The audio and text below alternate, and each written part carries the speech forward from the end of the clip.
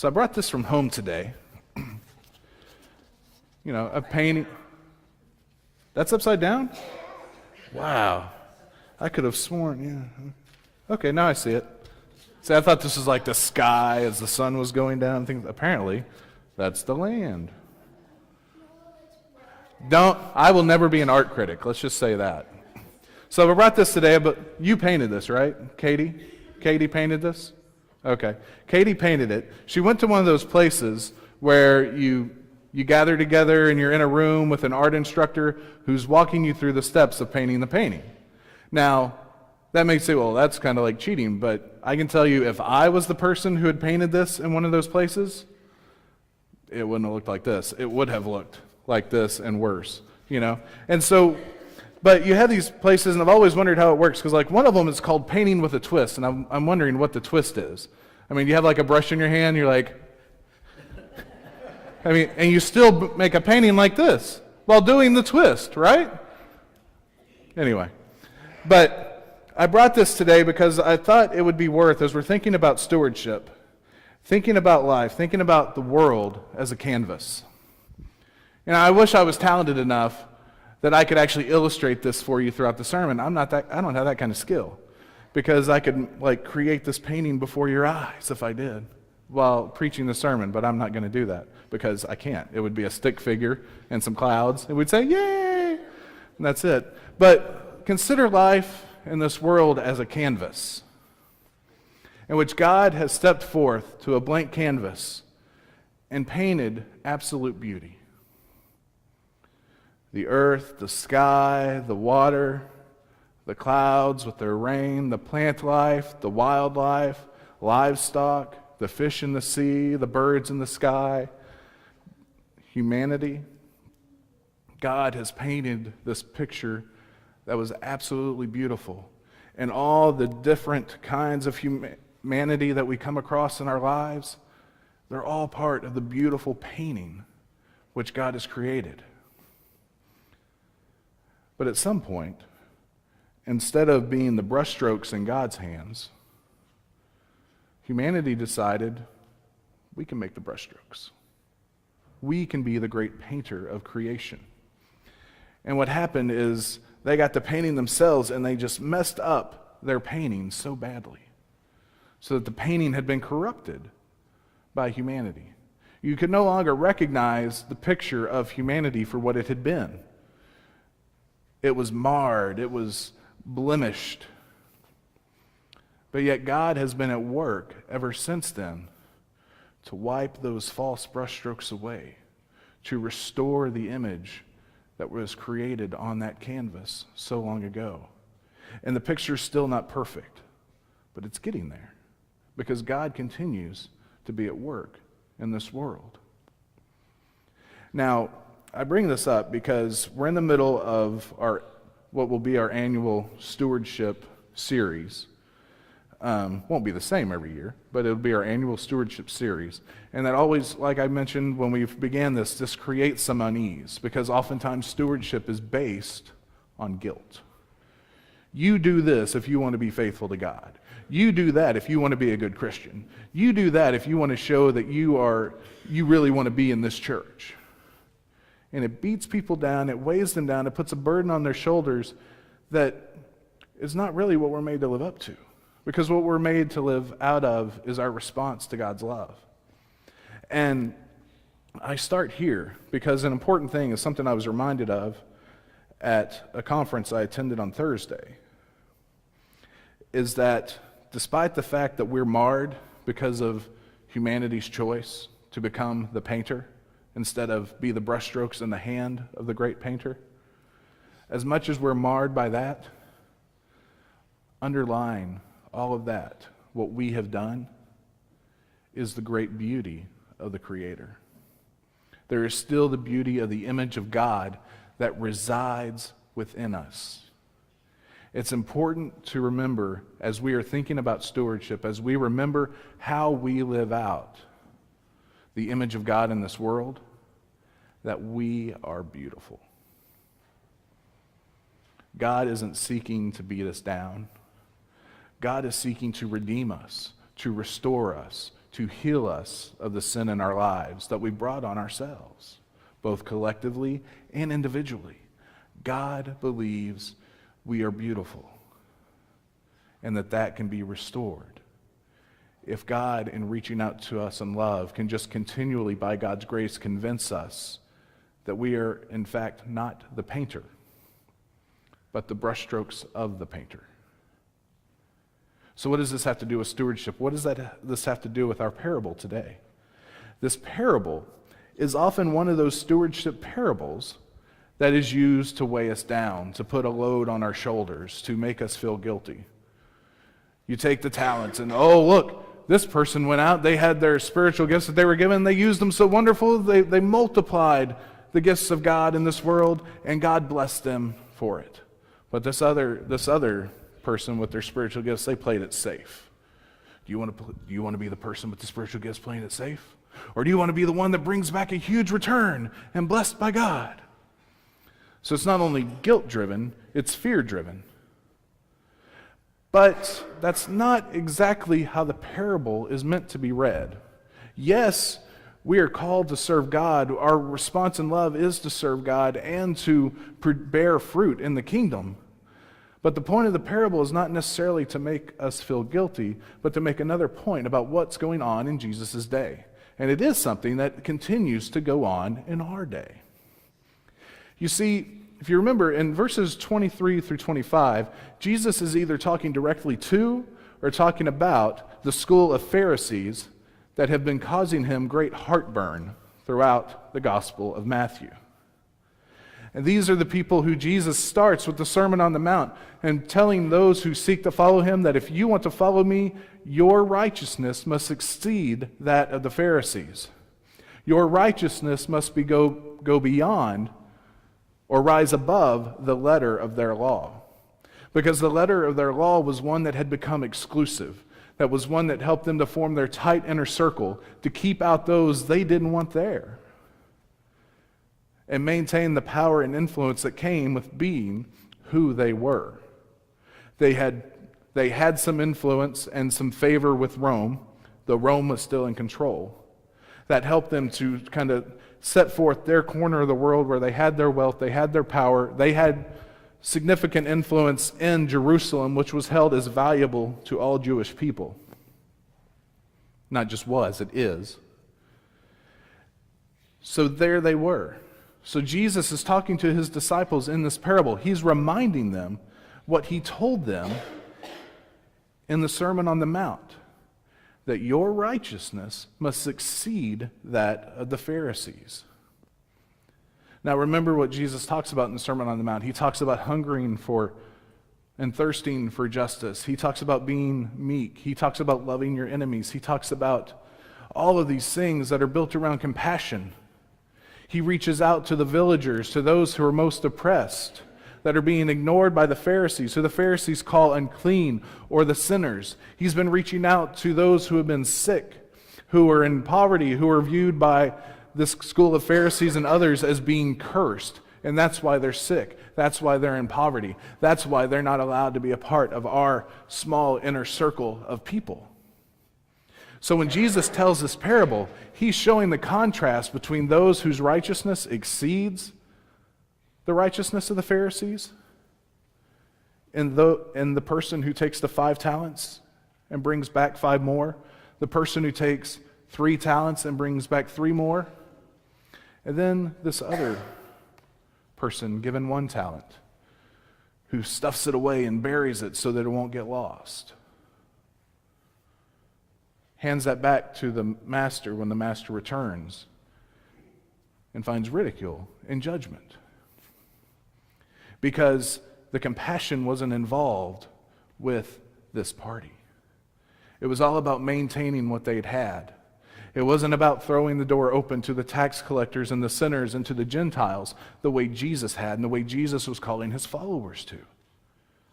This is what rubbed the Pharisees the wrong way. This is what turned them and the chief priest and the elders and the Sadducees against him. Because not only was it radical, not only did it suggest that their lives might have to change if they were to follow the message of Jesus instead of the law as they had interpreted it in the first century. But to them, by creating such a great crowd, such a movement of trust in God, and the lowly and all these peasants and such being raised up in honor of God, no longer being shamed, but being honored, would create a movement that might make Rome nervous. And if Rome got scared, Rome would come down with impunity and could wipe out what they were working so hard to protect in their one small corner of the world.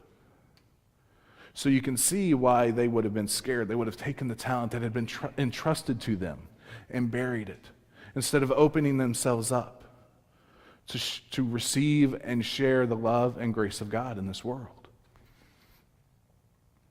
This is the message of the parable about what it means to bear fruit. We've talked about it a few times in recent weeks.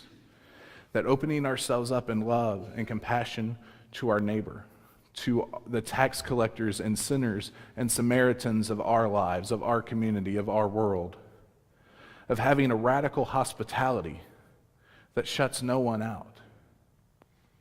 This is the call to bear fruit. Because you see, when we look at the painting, because I don't have the skill to have made the painting before you, but if you looked at this painting and it was of creation, we could look and we could know that when God is giving us gifts, yes, there are certain spiritual gifts will be given to do what God is calling us to do. But God has given us specifically, all of us, two special gifts. One is the gift of our humanity. The humanity and stewardship over all creation that reflects the image of God in the world. The love, the compassion, the mercy, the justice, the peace. But we've also been given the story of Jesus Christ. The story of Jesus who despite the radical rejection of all God created us to be by humanity throughout history, the radical rejection of who God had called Israel to be throughout their history and their cycle of sin, oppression, deliverance, sin, oppression, deliverance. A narrative that we still play out in our lives and in our world today. Despite all that, Jesus has come. Jesus, God in the flesh, came incarnate and revealed to the whole world just who God was. And he tells about the Pharisees this startling parable of judgment. And I think there's two aspects to it. One, he is anticipating the fact that as hard as they're trying to protect their little corner of the world, and Matthew's already aware of this, the author of Matthew is already aware of this, because the temple in Jerusalem have been destroyed by this point. As hard as they're trying to keep themselves pure and follow their letter of their law the way they interpreted it, it's all going to come crashing down. It's all going to be destroyed, and it's a matter of where do you place your faith? Do you place it in the law, in the temple, and in Jerusalem? Or do you place it in the great painter, making the brushstrokes on the canvas? Are you trusting in those brushstrokes, or are you trying to wrestle the brush out of the painter's hands because you think you know better how the painting should look? Jesus, by coming into the temple and clearing it out with his triumphal entry into Jerusalem, is God in the flesh, revealing once again to Israel, his people, and to all the world that I, God, am the great painter. Let me make the brushstrokes. I'm begging you. I'm pleading with you. But he tells this harsh parable that really reflects the image of God that the Pharisees had.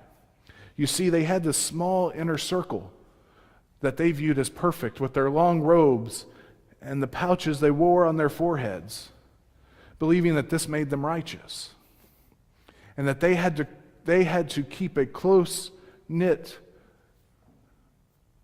they had to keep close ties on their purity and on the purity of themselves as a group so that they could be blessed. So they could not risk letting anybody else in. They had to protect that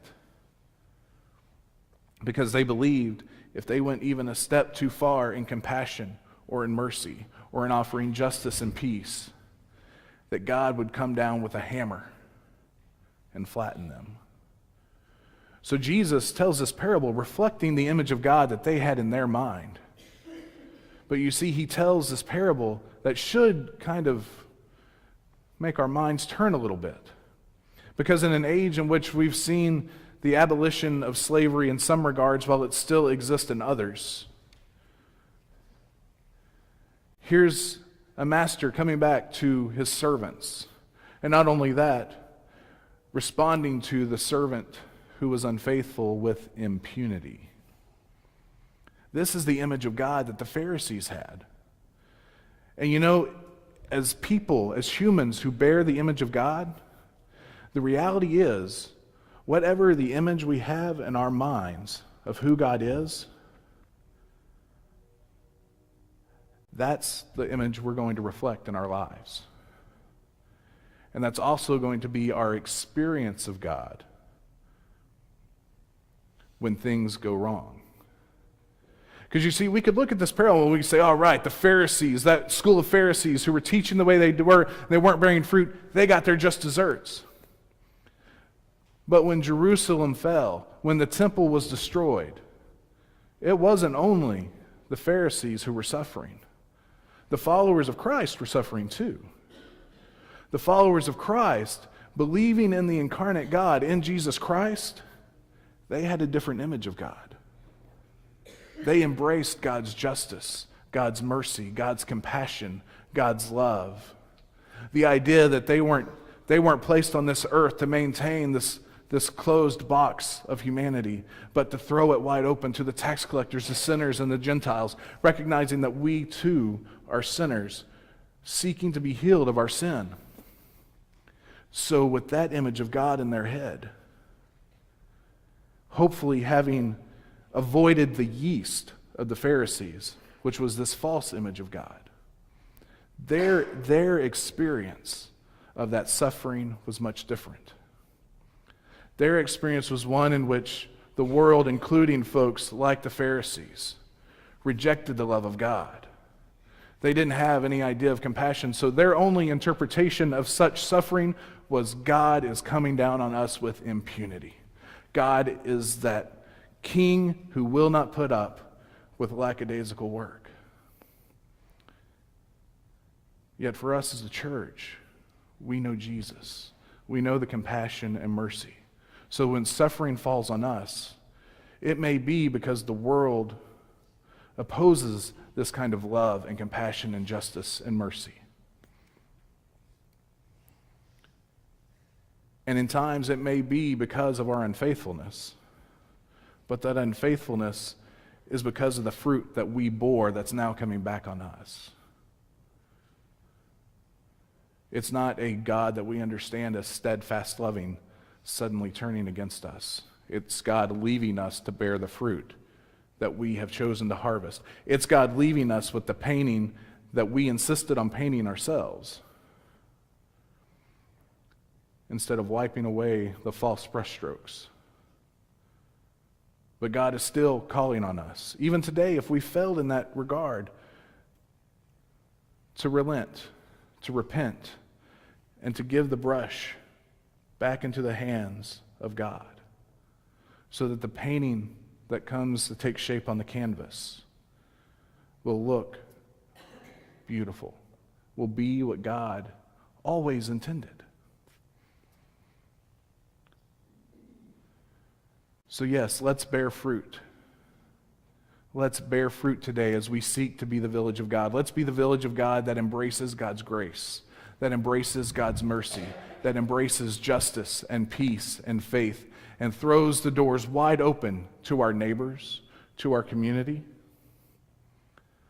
not out of guilt or out of trying to avoid some destruction that we know God is just waiting to throw on us like Zeus from Mount Olympus, but because we're responding to the radical love of Jesus Christ and our experience of that love in our lives.